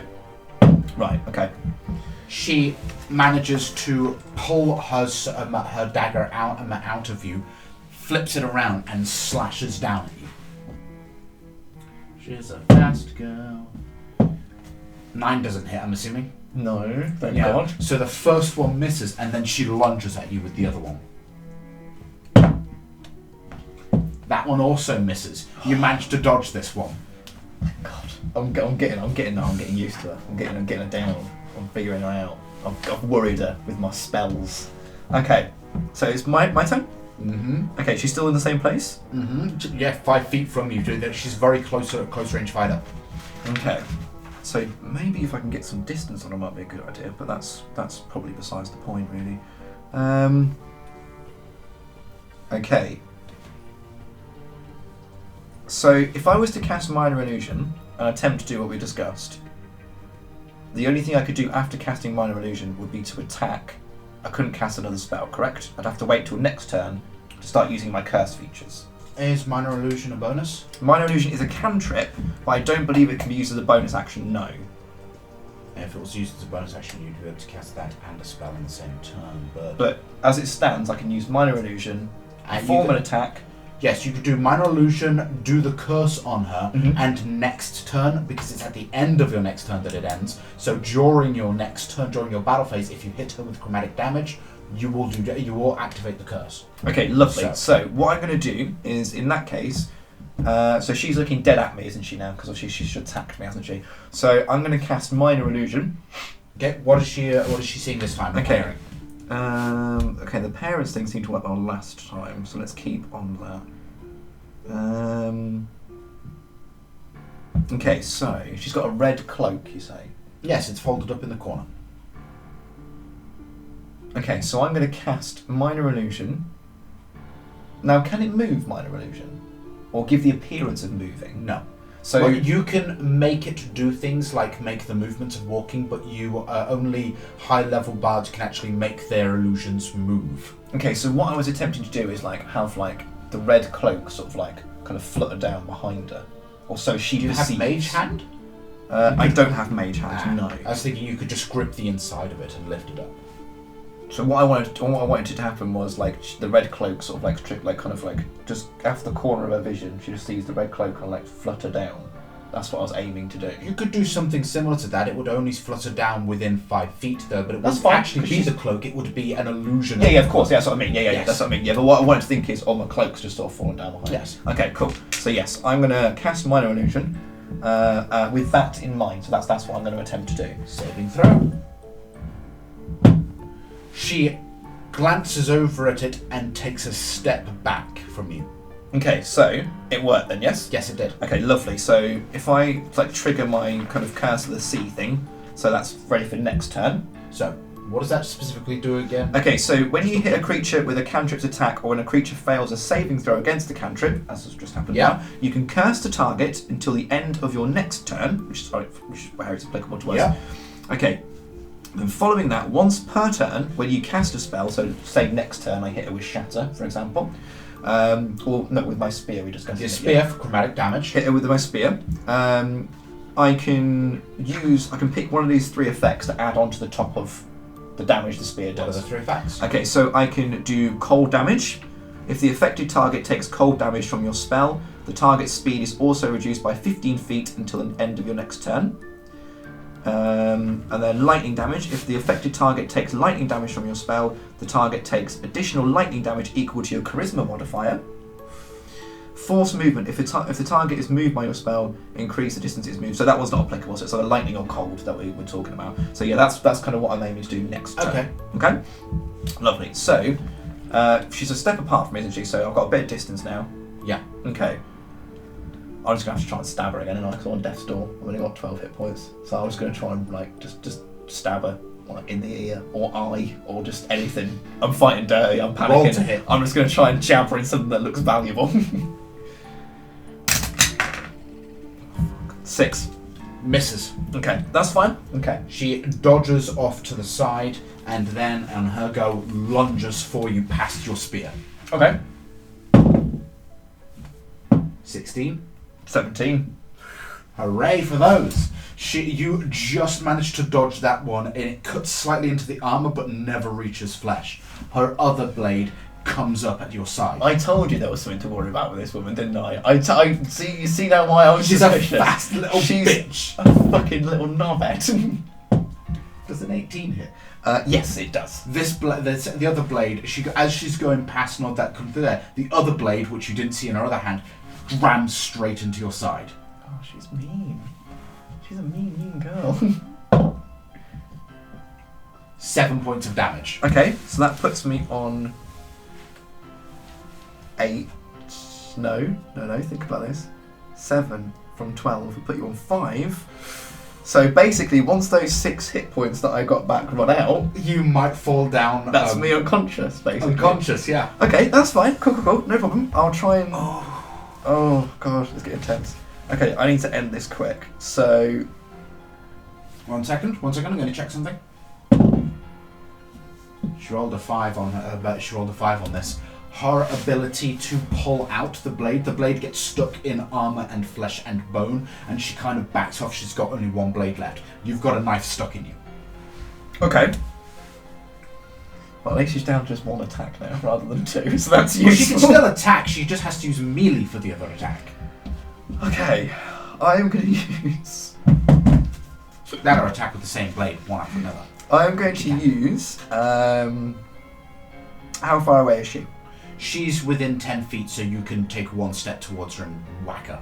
Okay, but I can also take 1 step away and be out of 10-foot range, right? Yeah, but aren't you going to try and do the chromatic thing for your curse? Well, I was thinking that, but at the same time, the best I can get out of that is 4 damage plus... Well, the highest I can get out of that is 7 with the lightning damage. But if I cast Shatter... Yeah, but that's 7 with the lightning damage and including your 1d8 of the stab damage with your modifier there. Let me just double check. If Shatter's dexterity, then I'm not going to do it because she's got good dex, I'd imagine. Shatter isn't dexterity, it's constitution, I believe. What's her constitution like, Craig? Is it alright? I'm not going to tell you. Fuck. I just thought by casting that kind of conversationally you might tell me. Okay, I'm just going to have to go for it. Okay, where's Shatter on here? Shatter is in... Okay, so I've used Sleet Storm, so I've used one of those, So I've got 1 more level 3 spell slot. I'm just going to go just balls to the wall, hit her with the hardest thing I can hit her with. I'm going to cast Shatter. Okay. So it's a Constitution saving throw. Are you going to boost the spell slot or anything? I am indeed. Thought you would. So it's an additional 1d8 if I hit. So I could potentially do 24 damage. Potentially. What level is the spell? I've got it down here on my sheet. I use it as a level 2. Okay, so you're shoving it into a level 3 slot. Level 3 slots, that's my level 3 slots done. But I've only got Water Walk, Sleet Storm and Clairvoyance, so it's not really useful kind of... So I've used both my level 3 spell slots. So I've got no more level 3 spell slots. So you're doing 2d8 with it? Well, it's 2d8... Well, sorry, it's 3d8 thunder damage on a failed save, or half as much damage on a successful one. Now it's going to be 4d8. So it's 4d8. Yeah, so it's 8, 16, 24, so it's like 36 is maximum I can get. And that's not including your modifier. Exactly. Let's go for it. Let's go for it. So you need to make a Constitution saving throw. What's your thing? Spell save DC? Yeah. It's a 14. 13. Yeah, fucking 8 you bitch. Okay, so it's 4d8. Oh my days, this has been so stressful. I thought this was going to be so much simpler than it was. Okay, what's this? You thought, I'm going to invade the thief territory. I thought, this will be simple. This is going to be a spiffy afternoon. I've lost my other d8. Or am I just being blind? No, I'm not. I was being... No, that's not it, is it? Craig, cut this bit out where I can't remember what dice is which, because it's embarrassing. I should have one. It's there, isn't it? It's there, isn't it? Yeah. Okay, so that's 5. I'm not cutting that out. Okay, so it's 5 damage. 7 plus 4 is 11. So 16 damage. And then what else do I add on top of that? So 16 modifier, damage. charisma. It's Charisma is a spell. 3, 19. 19 damage. Your blast makes her... it kind of rocks her for a moment. Her eyes go wide. Blood drools out of her ears. She sways for a moment and then collapses. Did I do it? She's dead. The crowd goes wild. I beat the gauntlet. We have a winner! That's until Master Blaster comes out, then I'm well and One truly. of the doors opens up and simply waits for you to exit the arena. Okay, so now we run across the problem here, Craig, because obviously as the adrenaline runs out, unfortunately... You take a few steps towards a thing, and then the adrenaline ends. You've been moving too much for your bindings to really be able to work properly in keeping your wounds together. Blood starts to pool through the bindings, including around your side where you've still got a dagger in there, and you kind of slump and fall forward unconscious. Okay, then now what? Because I'm in a bit of bother here, aren't I, really?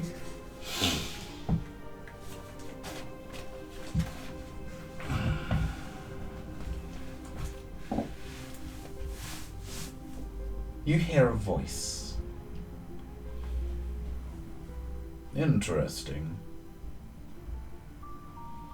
Your eyes flutter open and you're on a comfy couch. I'm still alive, that's good. You move slightly, stretch slightly, tentatively reach over, notice there's no dagger in your side. You're healed. So I've got all my health points back. You're healed enough. Okay, alright, cool. I'll scrub out my temporary health points thing. What would you say, feel like 6, 7? I would say you've got half your health back. Okay, wonderful. Let me just do a quick bit of math. So 35 in half, 15. All light to cuts 17. and all light cuts and bruises are completely gone. All grievous wounds are healed over with new and fresh, but very delicate and incredibly sensitive and very sore skin that could very easily rip open back into new wounds if you push yourself. Yeah, because fish scales aren't exactly tough either. You can kind of pull them apart, so yeah.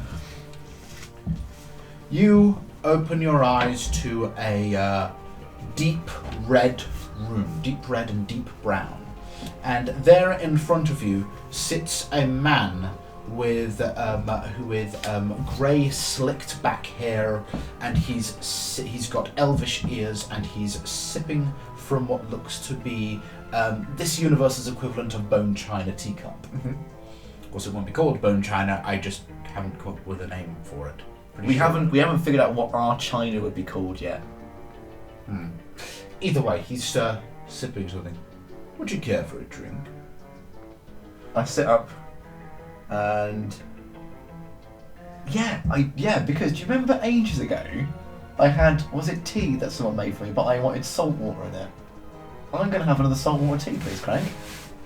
He raises his brow and goes, nods to the corner, and a person walks over and offers you a tea ready-made with salt water. Awesome. See, I had a plan. It's all coming together then. Okay, I take a sip of my tea and I basically just sort of look at this guy and let him make the first move. Just a quick question, not meaning to throw you off. Where is the spear at the moment? Have all my goods been brought through with me and just sort of like left? You can't see him. Okay, I can't see them. Okay, wonderful. Right, You have no weapons on you. Okay, that's fine. Okay, cool. So, I'm presuming this gentleman is sect. Ask. That's a good idea. I sort of, as I take a sip of my tea, I sort of put it back in the saucer. I look at him and I say to him, hello. Just hello. Hello. Are you? So I say. I just look at him and say, sect, I presume. A representative. Okay, can I roll an insight to see if I believe him? I wouldn't have done that, but it's because you rolled a dice that I maybe think maybe there's some deception going on here.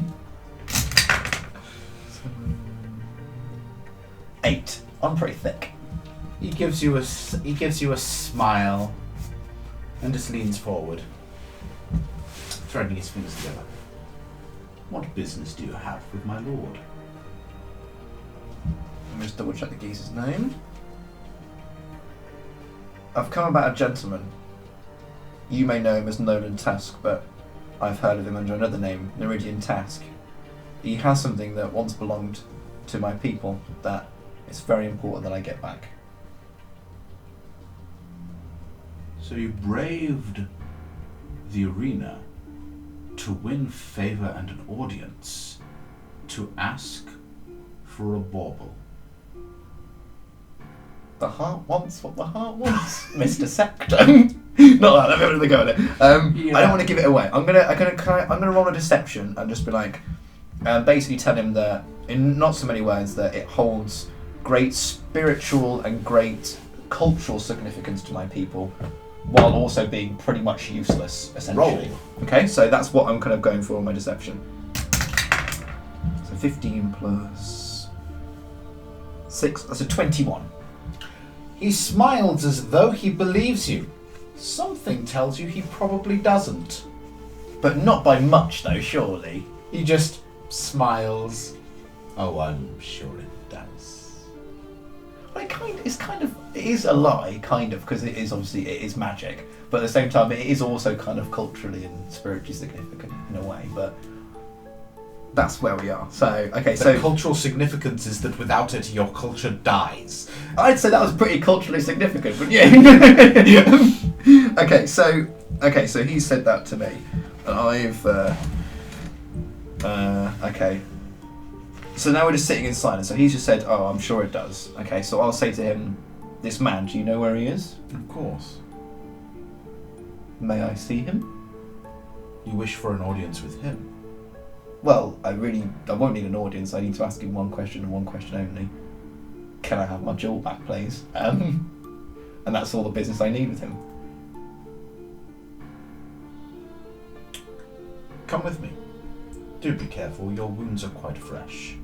And he stands up, and I'm guessing you do too? Mm-hmm.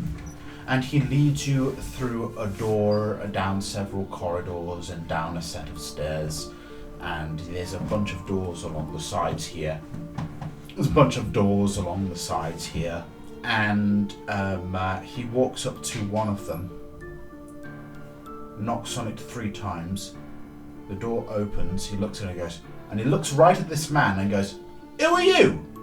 And the man smiles at him, "A representative." And the guy goes, "Oh, okay." And he steps back. And as you step in, you see the same man that you had before. Do you have a picture of him? I do indeed. This gentleman just here. Bastard he is. That's why he's on wanted posts, isn't he? Okay. You see him there, and he looks directly at you, and his eyes widen in recognition. What are you doing here? You know why I've come. Nope. He's not a very good liar. He's obviously lying through his teeth. Okay.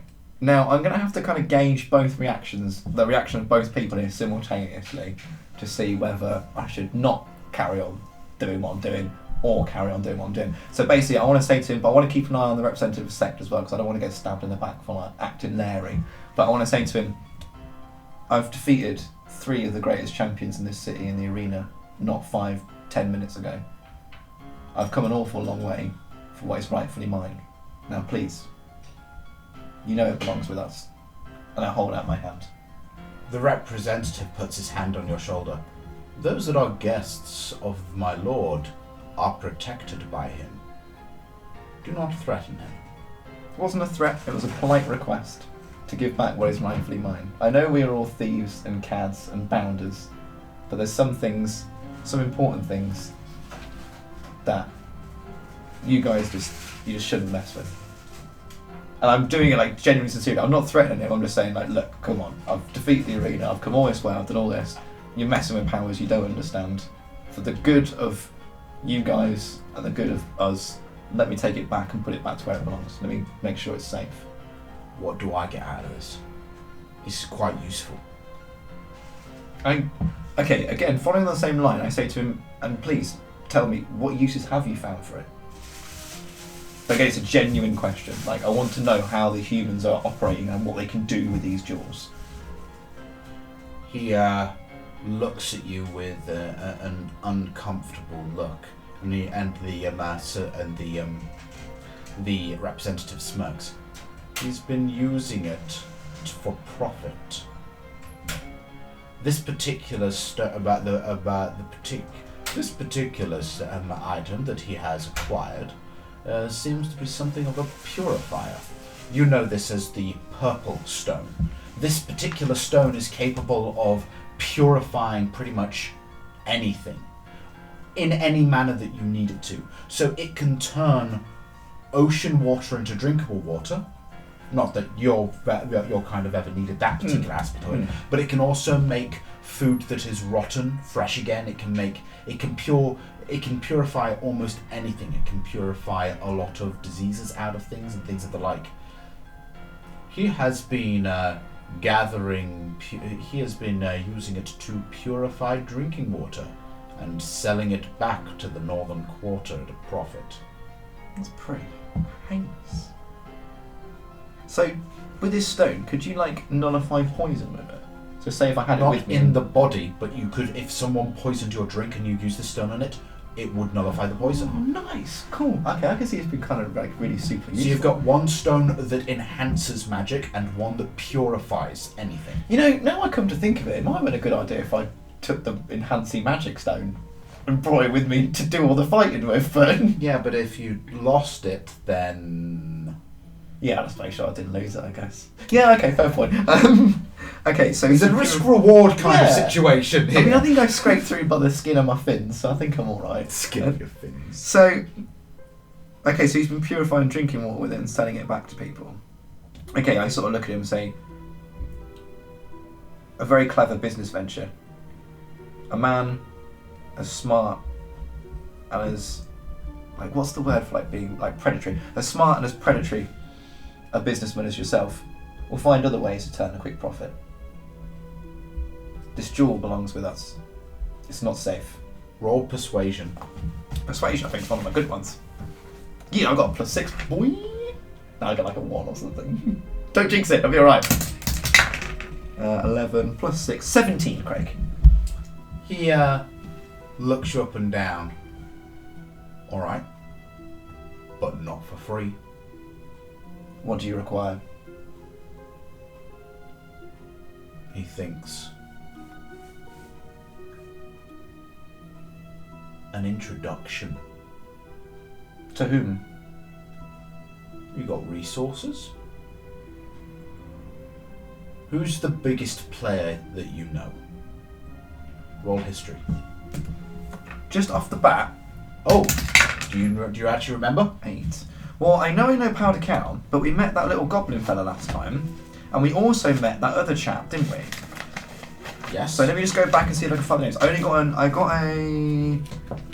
I got a 9, so it's kind of it's up to you. If that means if you actively cannot remember anything because you didn't make a note of it, then I'm afraid that with a 9 you do not remember it. Okay, lovely. Well, I've written down. That's too far back, so it must be more current than that.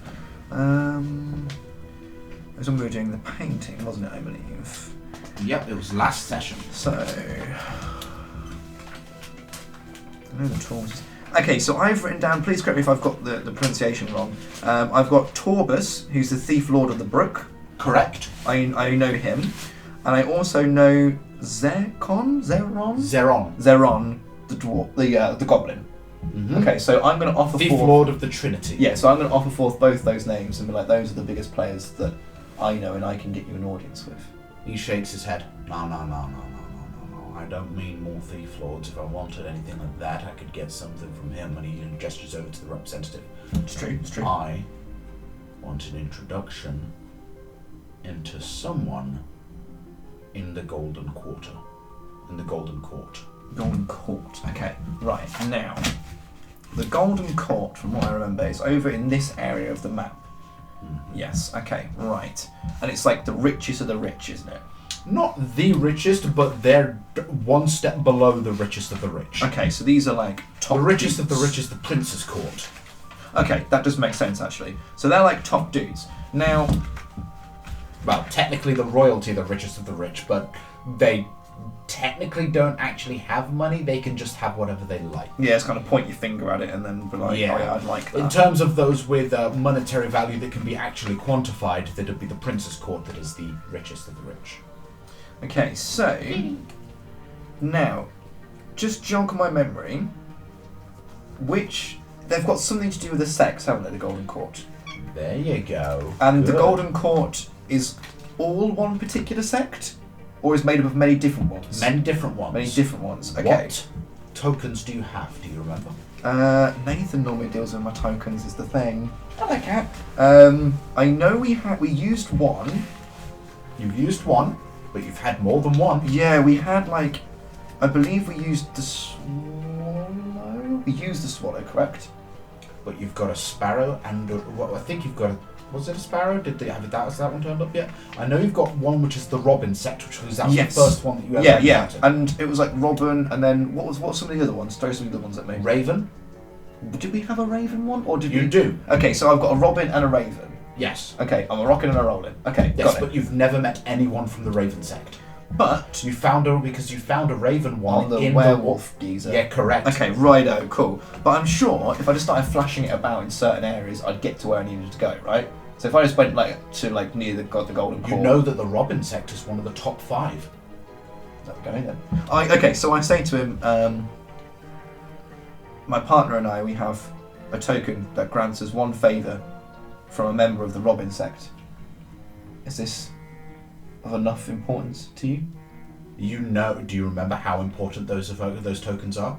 Do you remember what they do? He smiles. A token. Ooh. You know what? That'll do just nicely. And he goes over to the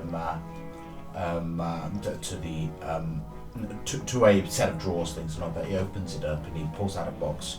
Opens up and unfolds some velvet cloth and pulls out what looks to be a normal kind of pebble stone that's nice and smooth, but it's blue and has the ever so slightest aura of a glow. And he brings it over. Here. The representative turns to you. You will give your give your payment, the Robin sect, to Razlan within the next 24 hours.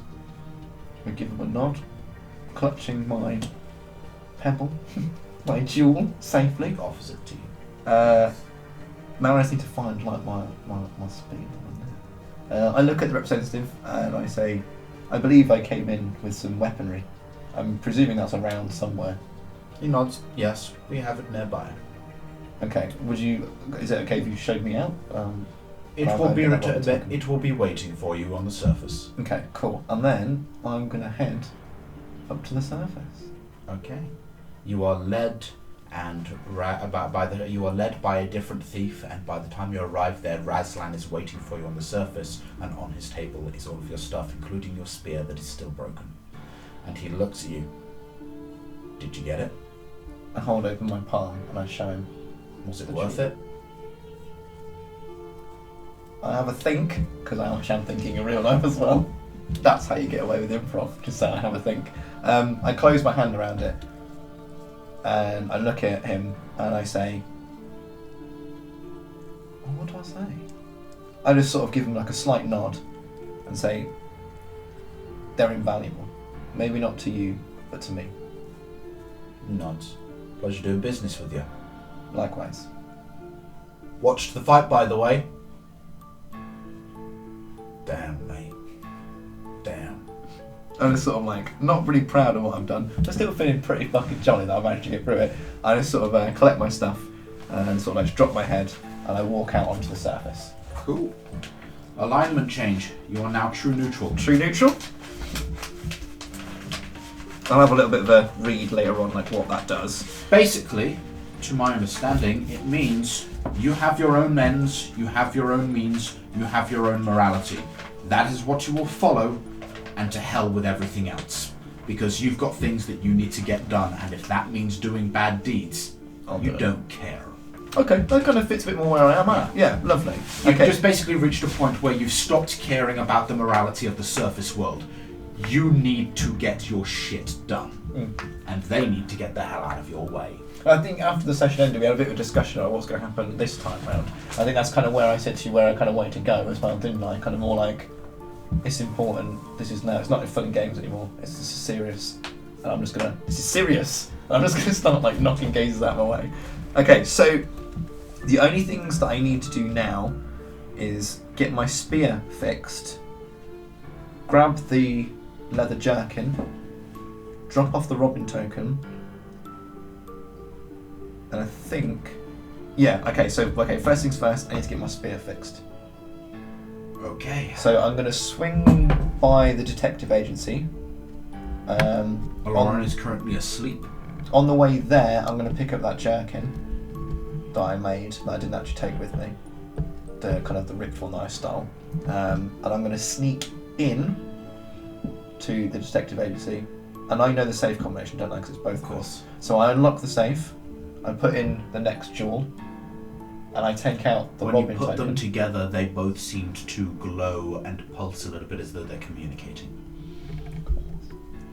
Continue. Because I've not got any, the thing is, I've not got any healing spells. Nope. So I could have healed myself up there, but it doesn't matter. So it's not really that important at the moment. Okay, and then I need to go and get my spear fixed, don't I? So whereabouts would I have to go to get that done? Not to the one that I nicked it from, obviously. This would be likely to a specialist shop, which you're not going to find in the northern quarter. This would be in the southern quarter. Okay, so it's probably going to be pricey. Okay, so I'm going to put the 2 halves of my broken spear in the safe. Lock the safe. I don't really have any backup weaponry. I should probably invest in getting something. So That would be something for next time, I believe. yeah, something for next time. I'm going to have to find some sort of by-the-by weapon. I take out the Robin token. Yeah. And I take it to Razlan, and I hand it over to him in the alleyway. He accepts it, gives you a nod. Okay. And then the last then, I suppose I've just got to figure out... I can figure out what I'm using weapon-wise next time. I can do that at the beginning of the next session. Because we're in the process of moving, aren't we, from the northern quarter to the... To the southern quarter. Yeah. Where we are in the northern quarter, you know that house that we had, where the Greys were? Yes. Do I still know where that is? Yes. Okay. And there's no one there, is there? Because they've gone into hiding. Yeah, they're currently staying with Zora. Okay, lovely. So I'm going to go to that house, make sure it's all secure, It is. and then basically just lay down on the floor and sleep. At their house. Yeah. Okay. And is that all you're doing? That's it, yeah, that's it. In that case, that's where we will end this. And this was the finale session of Season 1. Season 2, we will see what has become of... This? You're folding that. Sorry. We'll see what has become of this entire situation. We'll try and get his spear mended. And they'll be starting working for a new thief lord in a new district. Will you forget your old friends, or will it just simply give you more opportunities? You'll have to tune in next time to find out on Season 2 of Super Happy Fun Dice. Yes. For your notes, do remember... That was a perfect ending. Sorry, please go ahead. As has been mentioned in previous episodes, while these ones have come out every week, the next season will be coming out every 2 weeks. Mm-hmm. Yep. This is to give us time for actual editing, because we don't earn money from this, and we have lives. I know, hard to believe. I've got 6 kids at home. No, you don't. No, I don't. Not after that one died. What? Okay. And, yeah. All right. Yeah. And that's us. We'll tune in next time to find out what happens in the next season of Super Happy Fun Dice. Ka-chow. Ka-chow.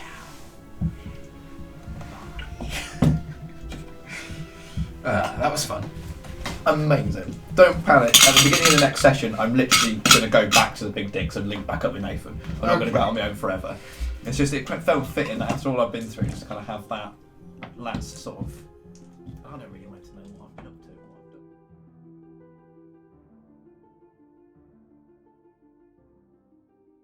to. Oh boy, what an episode. I bet you want to tune in next week, don't you? But before you do, why don't you just take a second to peruse the fantastic artworks of Renix Arts, who did the character portraits for us, and also all of that wonderful music in the video. Well, that's all thanks to Derek and Brandon Fiechter, who gave us permission to use the music that we have in this video that made it all sound very mystical and lovely. And why don't you, while you're here, why don't you just click one of these buttons to like and subscribe, and why don't you leave a comment? Craig will read it, I won't, because I'm scared of rejection. It's true, he is. Mother, why don't you love me?